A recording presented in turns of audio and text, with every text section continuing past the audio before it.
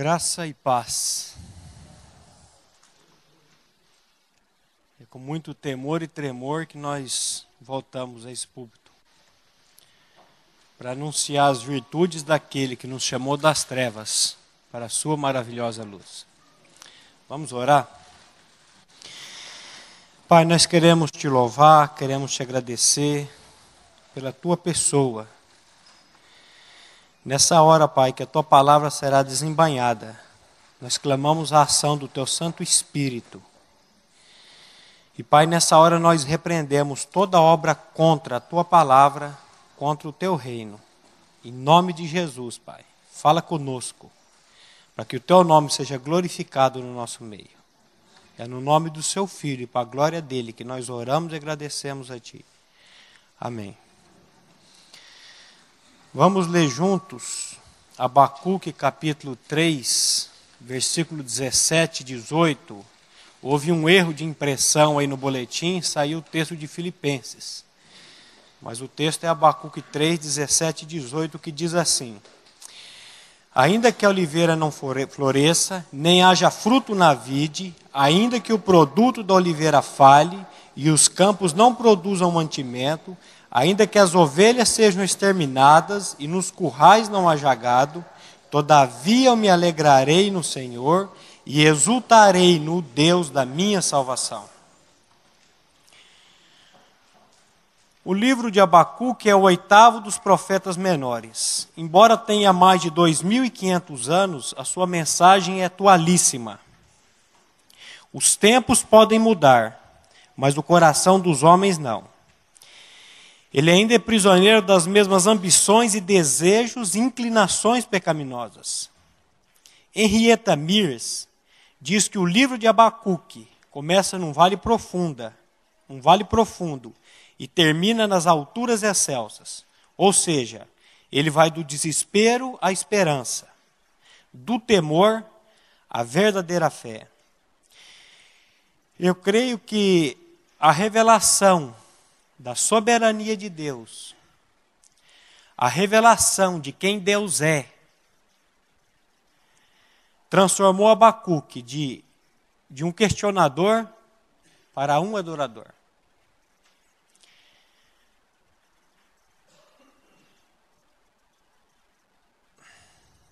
Nós precisamos pedir ao Senhor que Ele nos dê a revelação, que Ele nos traga a revelação de quem Ele é.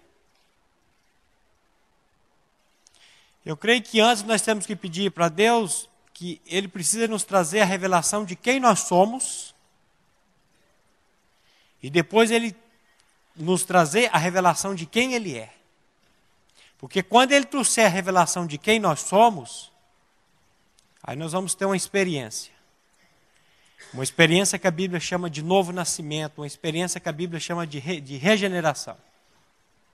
Então Deus precisa trazer a revelação do que nós somos e quem nós somos. E o que nós somos? A palavra de Deus é clara em dizer que nós somos pecadores por natureza. Deus precisa revelar a você e a mim a desgraça que nós somos, o poço de egoísmo que nós somos. Como diz o pastor Humberto, a tranqueira que nós somos. Quando Ele trouxer essa revelação para nós, aí Ele precisa trazer a revelação de quem Ele é. E Ele vai trazer a revelação de quem Ele é, na pessoa do Filho dEle, na pessoa de Cristo Jesus. E aí vai ter um descanso no nosso coração. Eu quero dizer para vocês, meus irmãos, que o que trouxe segurança ao profeta Abacuque foi uma coisa só. Ele parou para ouvir a palavra de Deus. Ele parou para escutar o que Deus queria dizer para ele. Então a pergunta que nós temos que fazer é a seguinte: a quem você e eu estamos ouvindo? A Deus pela sua palavra ou aos maus rumores? Você pode dizer, mas Maurício, o meu problema é muito grave. Mas Maurício, os médicos disseram que não tem mais solução para isso. E o médico dos médicos, o que ele diz? O médico dos médicos, ele diz assim na palavra dele, em Mateus 19, 26, isto é impossível aos homens, mas para Deus tudo é possível. O médico dos médicos, ele diz assim, tudo é possível ao que crê. Desde a queda de Adão e, consequentemente, de toda a raça, como está escrito em Romanos 5,12, portanto, assim como por um só homem entrou o pecado no mundo, e pelo pecado a morte, assim também a morte passou a todos os homens, porque todos pecaram. Nós precisamos entender, pela graça e pela misericórdia de Deus, que a queda, a derrota de Adão, foi a queda e a derrota de toda a humanidade. E que a vitória e o triunfo de Cristo é o triunfo de todo aquele que crê. Não de toda a humanidade, mas de todo aquele que crê. O sofrimento tornou-se algo inerente na vida diária do ser humano. Todos, indistintamente, passarão por sofrimentos. O sofrimento vem para o rico e para o pobre, para o crente e para o descrente. A verdade é que o sofrimento não faz acepção de pessoas. A palavra de Deus é clara em dizer, em Romanos 8, 22 e 23, porque sabemos que toda a criação a um só tempo geme e suporta angústias até agora. Não somente ela, mas também nós, os que temos as primícias do Espírito, igualmente gememos em nosso íntimo, aguardando a adoção de filhos, a redenção do nosso corpo. Existe hoje uma doutrina rondando por aí, que diz que o Filho de Deus, aquele que nasceu de novo, aquele que foi regenerado por Deus, ele não passa por sofrimentos. Só que isso não é bíblico. Nós vamos ver aqui que o sofrimento é uma bênção. O profeta Isaías, ele diz assim, eis que foi para minha paz que estive eu em grande amargura. Então não pense que o sofrimento, ele é errado na sua vida. O sofrimento, ele tem uma parte muito boa. Nós precisamos nos lembrar que da nossa salvação em 3 tempos: passado, presente e futuro. Eu fui salvo, eu estou sendo salvo e eu serei salvo. Eu fui salvo da condenação do pecado. A palavra de Deus é clara quando ele diz, nenhuma condenação há para os que estão em Cristo Jesus. Nenhuma condenação há para os que estão em Cristo. Apóstolo Paulo ele diz, Cristo em vós, a esperança da glória.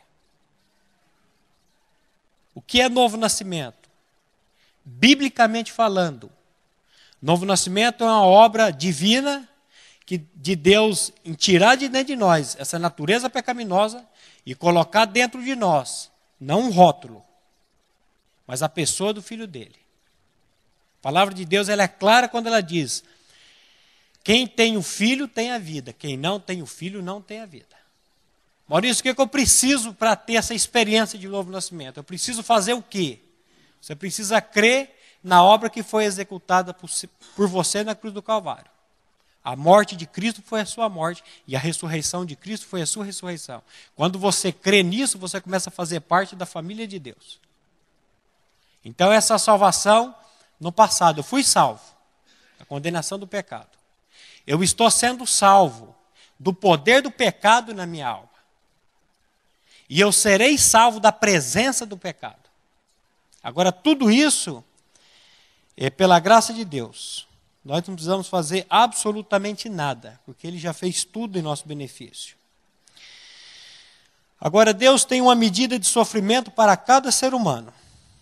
É verdade que muitos, por suas escolhas erradas, atraem o sofrimento para suas vidas, por não saber discernir o precioso do vil, e por querer andar segundo a sua própria vontade em detrimento à vontade de Deus. Eu costumo dizer que a desgraça do ser humano é justamente essa. É eu querer andar segundo a minha vontade, em detrimento à vontade de Deus. é eu querer fazer todas as coisas que me agradam e não procurar buscar a vontade do Senhor. Se você for ler os evangelhos, você vai ver Jesus sempre usando essa expressão: eu não vim aqui para fazer a minha vontade, eu vim aqui para fazer a vontade daquele que me enviou. Lembre-se que a palavra de Deus diz em Gálatas 6, versículos 7 e 8. Não vos enganeis, Deus não se deixa escarnecer. Tudo que o homem semear, também ceifará. O que semeia na carne ceifará corrupção. O que semeia no Espírito, do Espírito ceifará vida e paz. Diante dessa verdade fica uma pergunta inquietante. O que temos semeado em nossas vidas? É certo que a colheita desses frutos virá. Meu irmão e minha irmã, o que você e eu temos plantado, semeados em nossas vidas? Intriga, murmuração, reclamação, fofoca, rancor. O que nós temos semeado em nossas vidas? A palavra de Deus está dizendo aí: tudo que o homem plantar, semear, isso colherá. Paulo pega aqui um princípio da agricultura e aplica na esfera espiritual, na esfera moral. Ele diz: o que semeia na carne aqui é mais do que corpo físico, carne aqui é mente, emoção, vontade, engloba tudo.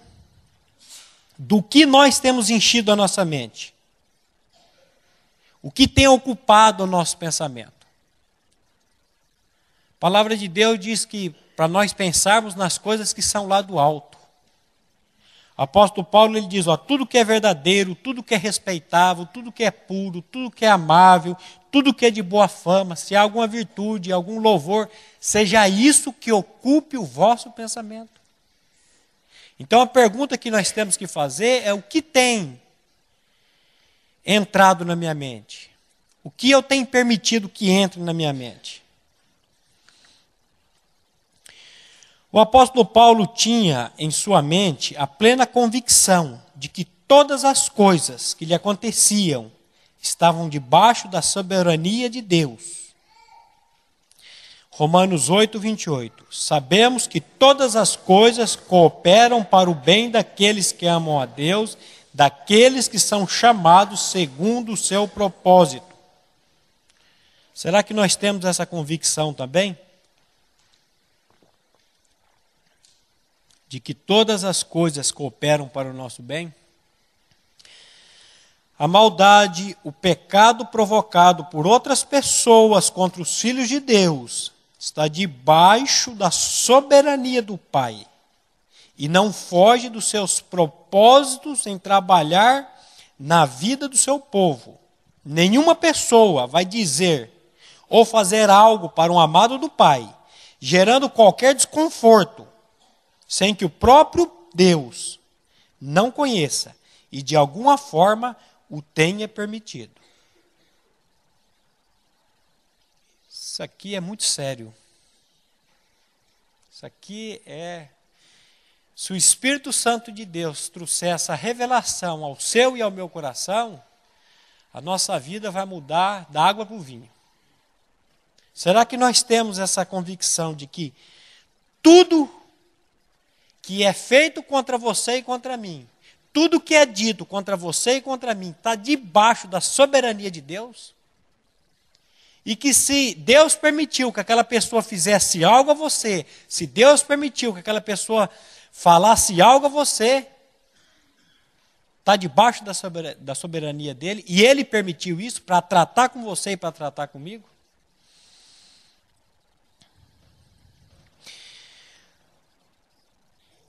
O salmista diz no Salmo 66, de 10 a 12, pois tu, ó Deus, nos provaste, tu nos refinaste como se refina a prata, tu nos deixaste cair no laço e cargas pesadas nos colocaste nas costas. Fizeste com que os homens cavalgassem sobre nossas cabeças, passamos pelo fogo e pela água, mas nos trouxeste a um lugar de abundância. Toda circunstância gerada contra os eleitos de Deus está debaixo do seu controle. Toda circunstância gerada contra nós está debaixo do controle de Deus. Será que você pode dizer um amém? Mas, Maurício, eu fui humilhado, está debaixo do controle de Deus. Ele está permitindo isso na minha e na sua vida. O problema é que o ser humano não quer demonstrar fraqueza. Não quer reconhecer a sua total incapacidade, e muito menos sair do controle.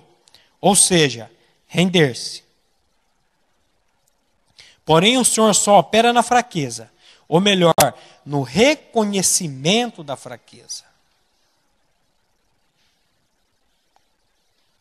O apóstolo Paulo ele diz que o poder de Deus se aperfeiçoa aonde? Na fraqueza. Mas a fraqueza é uma coisa e o reconhecimento da fraqueza é outra. Às vezes você encontra pessoas que ele está debilitado, ele não tem capacidade nenhuma, ele não consegue nada, mas ele não reconhece. Ele sobe em cima daquele orgulho dele, e ele fica e fala, não, eu não dou o braço a torcer. Reconheça a sua fraqueza, meu irmão. Que o poder de Deus só se aperfeiçoa na fraqueza, é na nossa fraqueza. Este mundo é uma grande escola de Deus para o tratamento do ser humano. Deus precisa imprimir o seu caráter na vida de seus filhos. E como ele vai fazer isso? Através do sofrimento. Vamos ler Malaquias capítulo 3, versículo 3. Assentar-se-á como fundidor e purificador de prata. Purificará os filhos de Levi e os refinará como o ouro e como a prata. Então eles trarão ao Senhor ofertas de gratidão. Esse versículo bíblico intrigou algumas mulheres num determinado estudo bíblico, foi aqui da nossa igreja. Elas ficaram pensando o que essa afirmação significava em relação ao caráter e natureza de Deus. Descobriram que, no refinamento da prata, é preciso que o artesão fique sentado, segurando a mesma no centro da chama, onde ela é mais quente, para queimar as impurezas. Deve manter seus olhos na prata, o tempo todo, em que ela estiver nas chamas. Pois se a prata ficar 1 minuto a mais do que é devido, pode ser destruída.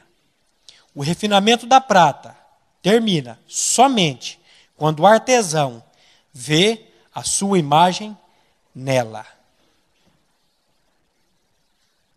Qual que é o propósito do sofrimento nas nossas vidas? É trabalhar conosco. O Dr. Martin Lloyd Jones, ele diz algumas coisas aqui. Ele diz assim, você sabe que como cristão, todas as coisas estão cooperando para o seu bem? É a pergunta que ele faz. Você sabe que como cristão, todas as coisas estão cooperando para o seu bem? Você sabe que Deus está comandando tudo em todo o cosmos pelo seu próprio bem? Se você realmente sabe, por que você fica deprimido? Por que nós ficamos deprimidos se nós temos essa convicção de que tudo está no controle de Deus?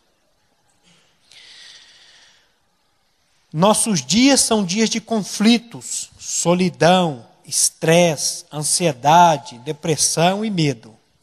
E todos, sem exceção, estão sujeitos às tempestades da vida. As adversidades chegam sem pedir licença. O profeta Abacuque declarou embaixo da dependência de Abba, ainda que não importa a dor, a perda, o sofrimento, quando os olhos estão postos no Deus de toda graça, pode-se caminhar feliz pelo vale da sombra da morte e ainda assim estar alegre e exultante na soberania de Deus. Gente, Deus é soberano E nada, absolutamente nada, foge da soberania dele. Tudo está debaixo do controle.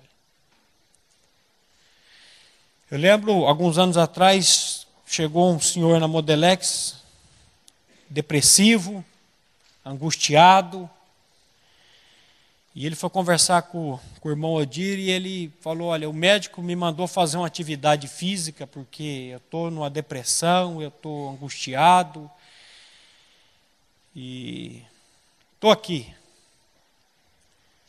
O Odir já convidou ele para o estudo logo, falou, todo sábado, 6h30, estou em estudo bíblico aqui, o senhor não quer vir? Ele falou, meu amigo, eu estou indo atrás de tudo. Eu estou tentando tudo, porque eu estou numa agonia. E o cristão foi lá ouvir a palavra. Ouvir esse evangelho que é a dinamai. Esse evangelho que é o poder de Deus para a salvação de todo aquele que crê. Eu não sei se eu digo felizmente ou infelizmente. Esse evangelho só opera na vida de todo aquele que crê. Se você crê no poder do evangelho, você vai experimentar. Se você não crê, você não vai. E ele contou a história dele. A filha casou um moço, esse moço deu um golpe nele, levou tudo que tinha. Ele falou, me sobrou a minha casa e aquele carro novo que está ali fora. E ele começou a ouvir a palavra. Foi aproximadamente uns 3 meses. Eu lembro o dia que eu terminei o estudo, ele chegou para mim e falou numa alegria. Ele falou, Maurício, eu perdi tudo que tinha financeiramente para ganhar Cristo. Deus permitiu que eu perdesse tudo para que eu ganhasse essa experiência, para que eu conhecesse esse Deus de toda a graça. E depois que ele disse isso, 3 semanas depois eu estava na Acesso e fazendo o velório dele. Você vê, Deus permite determinadas coisas na sua vida. Você não está entendendo, você não está compreendendo. Ele tinha um câncer, quando descobriu, já não tinha mais o que fazer. Mas Deus permitiu que ele perdesse aquilo, que ele sofresse, que ele entrasse em depressão, que ele fosse cair numa academia de musculação para ouvir o evangelho, para crer, para ser salvo e para ir para a glória. Porque para onde que ele foi, está muito melhor do que isso aqui. Nós vamos ver aqui que Deus ele tem o caminho dele na tormenta. Às vezes você não está entendendo as circunstâncias, você não está entendendo o que está acontecendo, mas é o trabalhar de Deus na minha e na sua vida.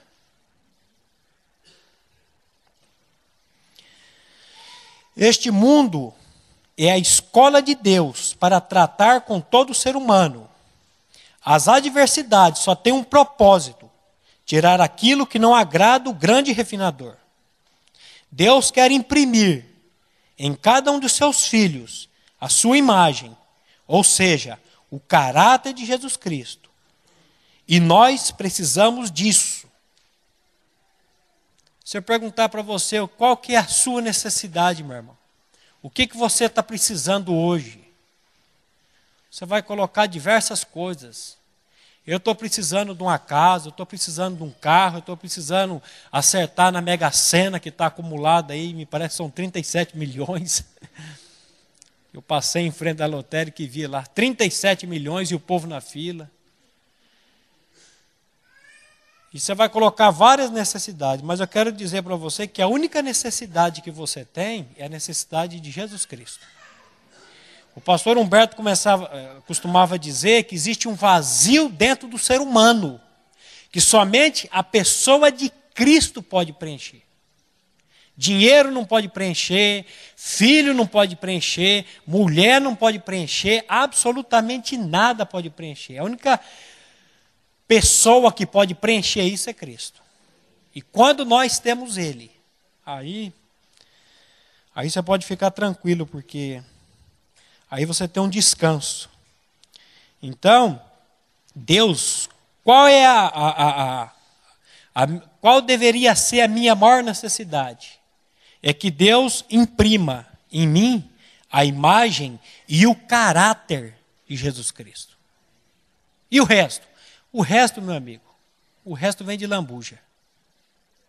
Ele diz, buscai, pois, em primeiro lugar o reino de Deus e a sua justiça, e as demais coisas vos serão acrescentadas. Ah, se nós tivéssemos a revelação disso, e crêssemos no que a palavra de Deus está dizendo, nós pararíamos de estar correndo atrás do vento, e buscando tantas coisas, e tantas coisas, e tantas coisas. Jesus fala, vai observar passarinho, vai olhar pardal. E eu costumo dizer que eu tenho me impressionado com a obesidade dos pássaros. Terça-feira eu estava no café da manhã e eu estava olhando, não era um pardal, não sei o nome daquele pássaro, muito bonito, mas o bicho estava parrudo. Eu falei, mas está numa obesidade tremenda. O bichinho não tem freezer, não tem geladeira, não tem despensa. Ele acorda de manhã de barriga vazia e a primeira coisa que ele faz é louvar ao Criador. É agradecer a Deus pelo dia. A última coisa que ele vai fazer, ele vai dormir de noite com a barriguinha cheia, sem estar preocupado em comer. Jesus disse, olhai as aves, olhai os lírios nos campos. Eles não semeiam. Nós precisamos aprender com essas criaturas também, para tirar essa ansiedade, essa preocupação que há dentro de nós. Então, existe esse vazio dentro de nós que somente a pessoa de Cristo pode preencher. O salmista é claro em dizer no Salmo 119, versículos 67, 71 e 75 o seguinte: antes de ser afligido, andava errado, mas agora guardo a tua palavra. Foi-me bom eu ter passado pela aflição, para que aprendesse os teus decretos. Bem sei, ó Senhor, que as tuas leis são justas, e em que tua fidelidade me afligiste. Por que você acha que a palavra de Deus nos orienta a dar graças por tudo? A Bíblia diz, em tudo dai graças, porque esta é a vontade de Deus em Cristo Jesus para convosco.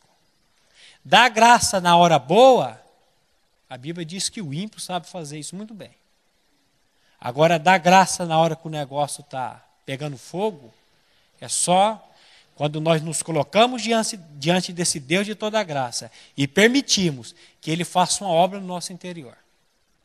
Então, a aflição, olha o que o salmista está dizendo aqui, antes de ser afligido andava errado, mas agora, guarda a tua palavra. O que significa isso? Que a aflição foi benéfica na vida dele. Foi-me bom ter passado pela aflição, para que aprendesse os teus decretos. Por que você aprendeu os decretos de Deus? Porque eu passei por uma aflição. Bem sei, ó Senhor, que as tuas leis são justas, e que em tua fidelidade me afligiste. Deus aflige a você e a mim por causa da fidelidade dele. Eu costumo dizer que se tudo for correr bem na sua vida, humanamente falando, a tendência natural sua, do ser humano, é colocar Deus de escanteio e não precisa de Deus. Mas Ele, na infinita graça e na infinita misericórdia dele, Ele vem tratar conosco. E para os que não nasceram de novo, Deus precisa levá-los ao fim de si mesmos, para que reconheçam a Cristo como o único Senhor e Salvador. Para os que nasceram de novo, Deus precisa, Ele usa a aflição para imprimir em nós o caráter da pessoa de Cristo. E para os que não nasceram de novo, para que essas pessoas reconheçam a Ele como o único Senhor e Salvador. Então a aflição, de um jeito ou de outro, ela é benéfica para as nossas vidas. A criança, quando ela nasce, ela já nasce ali com sofrimento. E ela vai crescendo e é só sofrimento. E nós estamos aí para confirmar isso. Mas Deus está no controle de todas as coisas e Ele sabe o que é melhor para você e o que é melhor para mim. Então, para os que não nasceram de novo, Deus precisa levá-los ao fim de si mesmos, para que reconheçam a Cristo como o único Senhor e Salvador. Deus está com os olhos fitos em cada um de seus eleitos, cuidando de cada um, como a menina dos olhos, dizendo, Salmos 27:10 e Isaías 49:15, Ainda que meu pai e minha mãe me desamparassem, o Senhor me recolheria. Pode uma mulher esquecer-se do filho que ainda mama, de modo que não se compadeça do filho do seu ventre? Mas ainda que esta te esquecesse, todavia eu jamais me esquecerei de ti. Gente, isso aqui é segurança. Isso aqui é Deus dizendo para você e para mim que pode uma mãe esquecer-se do filho que amamenta, de modo que não se compadeça dessa criança. Eu creio que é muito difícil acontecer um negócio desse. Mas nesse mundo de hoje, por causa do pecado e da multiplicação da iniquidade, você vê uns absurdos desses. Mas Deus está dizendo, ainda que essa se esquecesse, eu jamais vou me esquecer de vocês.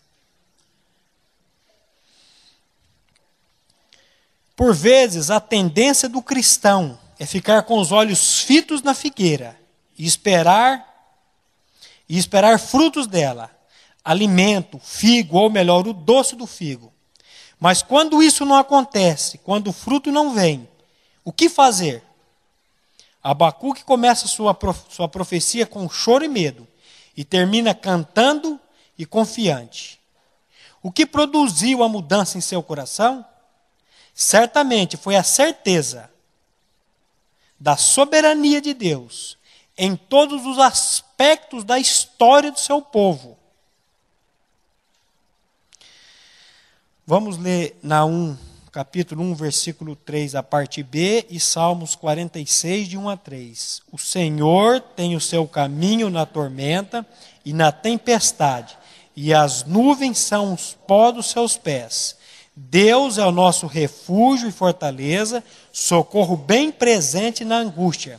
Pelo que não temeremos, ainda que as águas rujam e se perturbem, ainda que os montes se abalem pela sua braveza. Quando se mantém o olhar somente para a figueira, depara-se com fraqueza e desespero. A figueira aqui pode ser você. Quando você fica olhando para você, o que você vai encontrar? Fraqueza e desespero. É preciso aprender, pela graça de Deus, a olhar firmemente para o autor e consumador da nossa fé. A Bíblia é clara quando ela diz, olhando firmemente, fixamente para Jesus, autor e consumador da nossa fé. E como é que eu vou conseguir fazer isso? Essa palavra que eu coloquei um pouquinho antes aqui, pela graça de Deus. Senhor, por tua graça, por tua misericórdia, faça-me olhar para ti. Não permitas que eu fique olhando para as circunstâncias, mas que eu possa olhar para o Senhor, porque eu sei que o Senhor tem o seu caminho na tormenta. Ainda que tudo esteja ao contrário, o Senhor está no controle de todas as coisas.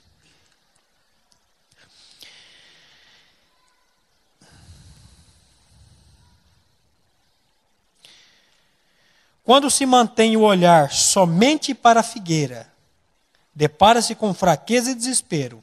É preciso aprender, pela graça de Deus, olhar firmemente para o autor e consumador da nossa fé. Certamente, quando os olhos estão postos naquele que pode todas as coisas, não precisamos entrar em desespero, pois sabemos que Ele está no controle de tudo. Será que nós sabemos que Deus está no controle de todas as coisas? Será que nós cremos que Ele está no controle de todas as coisas? Se nós soubéssemos, a nossa vida ia ser uma vida de louvor e gratidão diária. Nós iríamos aprender a dar graças a Deus por todas as circunstâncias. E a Bíblia diz que Deus anda entre os louvores do seu povo. O sofrimento na vida do ser humano baseia-se em perdas, seja da saúde, do emprego, afeto, bens materiais ou até mesmo de um ente querido. Toda pessoa que passou por alguma perda, via de regra, sente-se culpada por isso.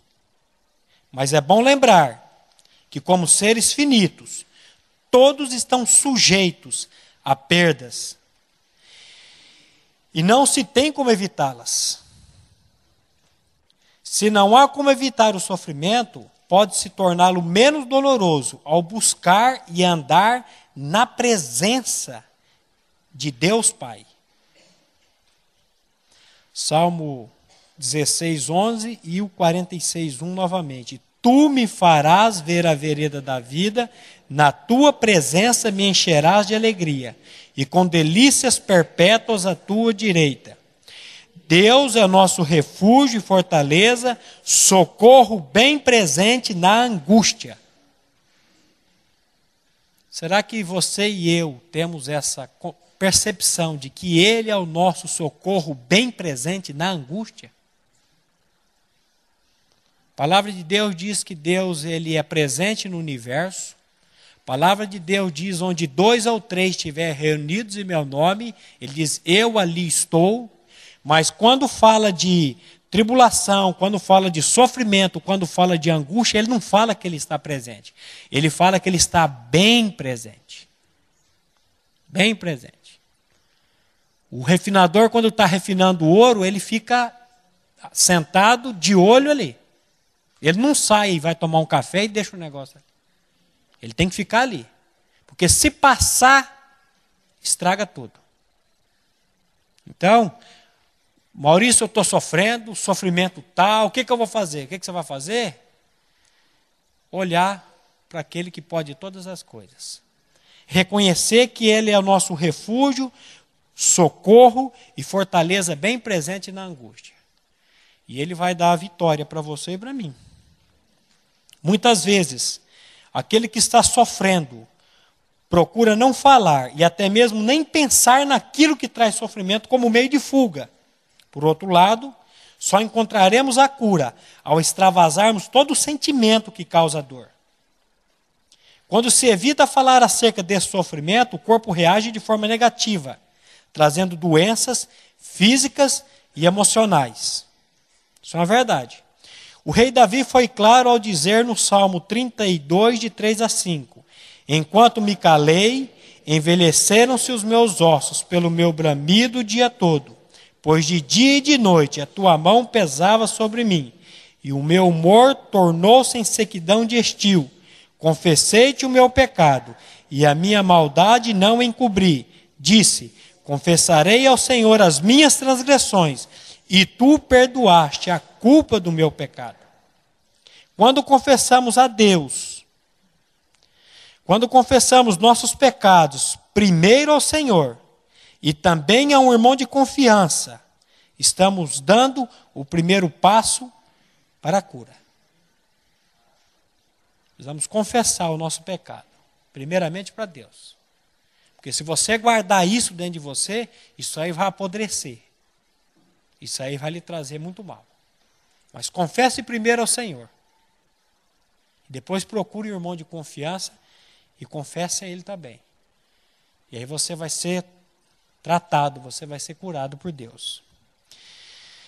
Jesus foi claro ao dizer em João 16:33, disse-vos essas coisas para que em mim tenhais paz. No mundo tereis aflições, mas tende bom ânimo. Eu venci o mundo. Ele, e somente Ele, pode dar graça aos seus filhos para viverem tanto nos dias fáceis e alegres, quanto nos dias difíceis e tristes. Muitas pessoas, quando recebem o não de Deus, em momentos de dor, ficam duras como o salmista, no Salmo 77, a parte B. A minha alma recusou ser consolada. Toda pessoa vitimizada por um ego doído acha-se no direito de não receber o consolo de Deus. Não se dobra à soberania de Deus, pois quer que a sua vontade seja feita tanto na terra, como também deveria ser feita no céu. E assim jamais poderá tocar na dor do outro, pois recusa-se a receber o consolo que somente o Pai Celestial pode conceber. 2 Coríntios 1, versículo 3 e 4.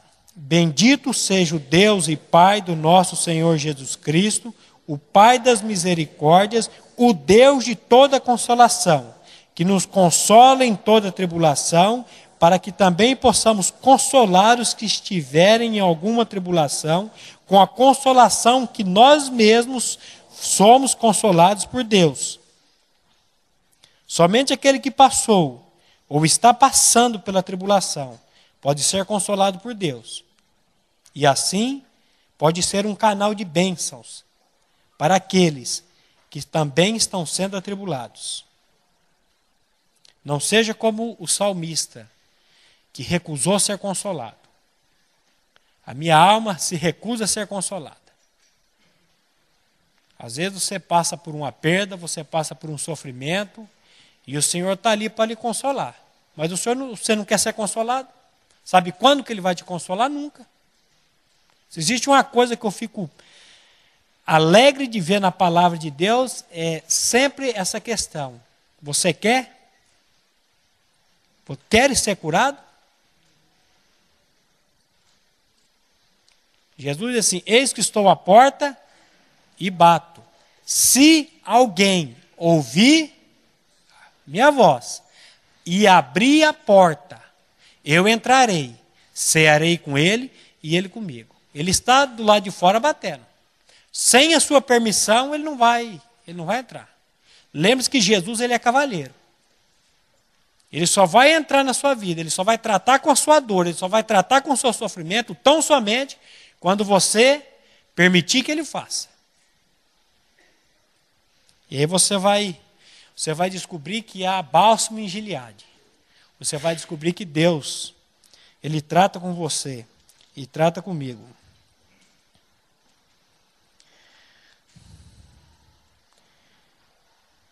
Somente aquele que passou, está passando pela tribulação, pode ser consolado por Deus.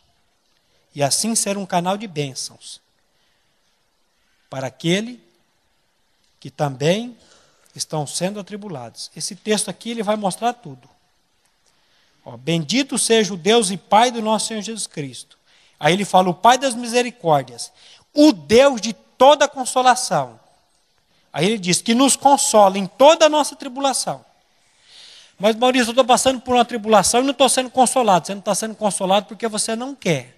Porque o Deus de toda consolação está aí para consolar você e consolar a mim.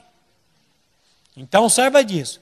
A dificuldade, o problema está sempre do nosso lado e jamais do lado de Deus. Nós não temos na Bíblia um Deus déspota, um Deus tirano, que Ele joga, permite sofrimento nas nossas vidas para a gente se arrebentar com esse sofrimento. Não. Ele permite o sofrimento, mas Ele está ali disposto a tirar esse sofrimento e a tratar com esse sofrimento. Saiba disso. O problema está sempre do nosso lado. E para que toda essa tribulação? Para que também possamos consolar os que estiverem em alguma tribulação. Com o quê? Com a consolação que nós mesmos somos consolados por Deus. Você está vendo? Por que Deus permite isso na minha e na sua vida?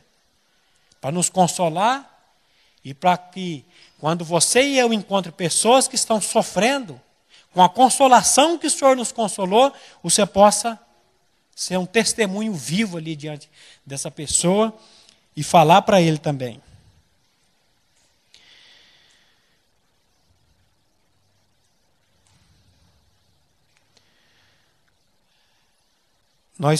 Você precisa sair, ou você precisa dizer, como diz aí o profeta Abacuque: ainda que, todavia, eu exultarei, eu me alegrarei, e exultarei no Deus da minha salvação. Muitas das nossas circunstâncias, muitas das suas circunstâncias vão continuar as mesmas, mas a verdade de Deus é a única que pode encher o nosso coração, a nossa mente e a nossa vida de esperança. A palavra de Deus é a única que pode fazer isso. Nós temos aí a terceira pessoa da Trindade. E ele é chamado de o Consolador. Aquele que pode nos consolar. Jesus, ele falou: olha, é preciso que eu vá, porque se eu não for, o Consolador não virá. Mas quando eu for, eu enviarei. E quando ele vier, Ele vai convencer do pecado, da justiça e do juízo, e ele vai vir para quê? Para consolar o seu coração e o meu coração. Para que nós possamos passar por todas essas adversidades da vida. Porque essa teologia de que não existe problemas na vida do Filho de Deus, isso aí não é bíblico. O próprio Jesus disse, no mundo tereis tribulações, no mundo tereis aflições, mas tem de bom ânimo, eu venci o mundo. E a Bíblia que diz que nós em Cristo, nós não somos vencedores. Nós somos mais do que vencedores por meio daquele que nos amou. Que o nosso Deus e Pai possa abrir os olhos do nosso entendimento, para que possamos enxergar além da tristeza, e assim glorificar o seu santo nome. Amém. A mensagem que você acabou de assistir faz parte do Ministério de Comunicação Palavra da Cruz. Temos um grande acervo de estudos bíblicos em áudio e vídeo. Distribuímos também, gratuitamente, o jornal mensal Palavra da Cruz. Entre em contato conosco pelo fone fax 0 operadora 43 3322 3037 ou pelo e-mail com@palavradacruz.com.br. Visite-nos também pelo site www.palavradacruz.com.br. Graça e paz.